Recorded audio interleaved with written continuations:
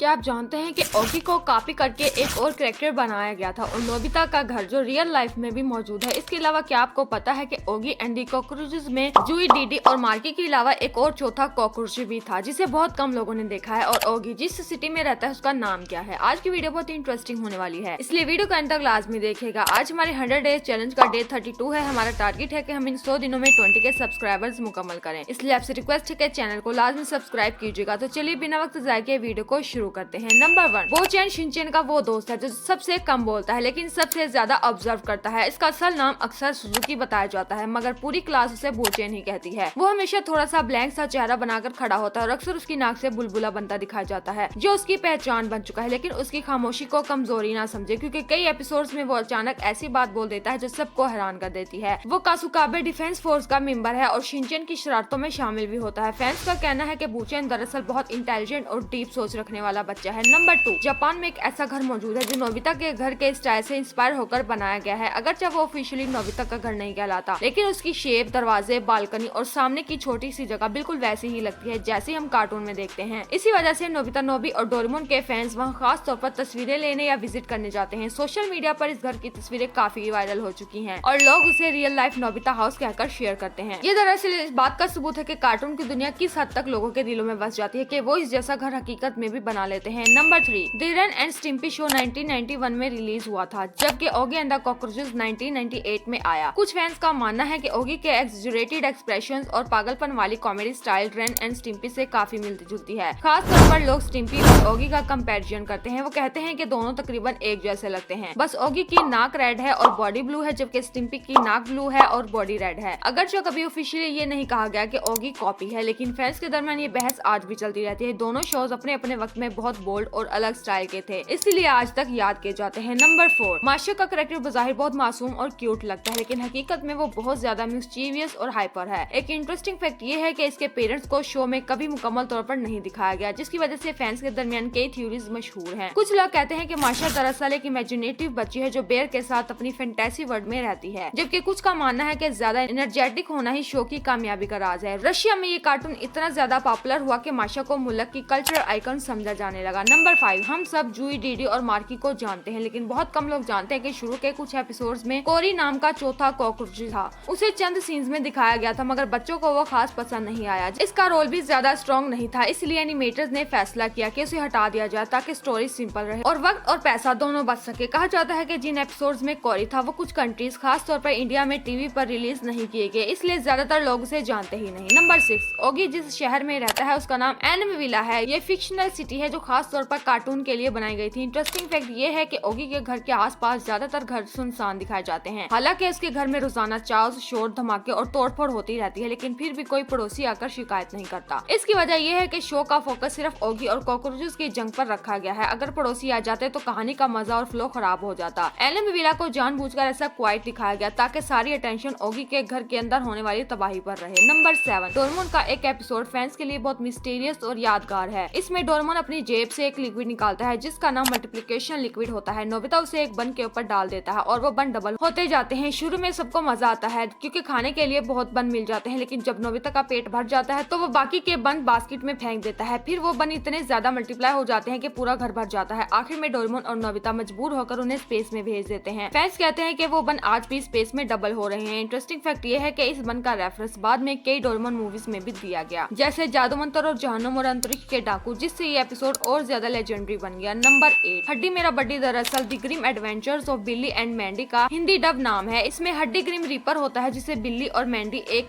Limbo match में हरा देते हैं और फिर वो मजबूरन उनका बड़ी बन जाता है। बिल्ली बहुत ही फनी और थोड़ा सा बेवकूफ बच्चा है जबकि मैंडी सीरियस और बहुत तेज दिमाग है। हड्डी के पास जादुई ताकतें होती हैं लेकिन ये दोनों बच्चे अक्सर उसे अपने कामों के लिए इस्तेमाल करते हैं। कार्टून का अंदाज थोड़ा सा डार्क और मजाया है इसलिए ये आम कार्टून से डिफरेंट और काफी इंटरेस्टिंग लगता है। नंबर 9, मिकी माउस का कार्टून वाला घर हकीकत में डिज्नीलैंड पार्क में मिकी टून टाउन के अंदर बनाया गया है। यहाँ विजिटर्स मिकी के घर के अंदर जा सकते हैं, इसके कमरों को देख सकते हैं और तस्वीरें ले सकते हैं। घर को बिल्कुल कार्टून जैसा कलरफुल और प्लेफुल बनाया गया ताकि बच्चों को लगे कि वो वाकई मिकी की दुनिया में आ गए हैं। ये जगह खास तौर पर डिज्नी फैंस के लिए एक ड्रीम स्पॉट है। नंबर 10, अगर बात करें सबसे ज्यादा फेमस कार्टून विलन की तो अक्सर लोग जोकर का नाम लेते हैं क्योंकि उसका पागलपन और माइंड गेम्स उसे बाकी सबसे अलग बनाते हैं। बच्चों में स्कार भी बहुत मशहूर है क्योंकि उसने अपने ही भाई को धोखा दिया था जबकि कुछ लोग टॉम को भी विलन मानते हैं क्योंकि वो हमेशा जेरी को पकड़ने की कोशिश करता है। असल में सबसे फेमस विलन वही होता है जो हीरो को सबसे ज्यादा टफ टाइम दे और इस हिसाब से जोकर का नाम सबसे ऊपर आता है। तो नाज़रीन, आज की वीडियो में बस इतना ही। मजीद इस तरह की अमेजिंग वीडियोस के लिए हमारे चैनल को सब्सक्राइब करें और साथ ही बेल आइकन को भी क्लिक करें ताकि हमारी आने वाली वीडियो का नोटिफिकेशन सबसे पहले आपके पास है।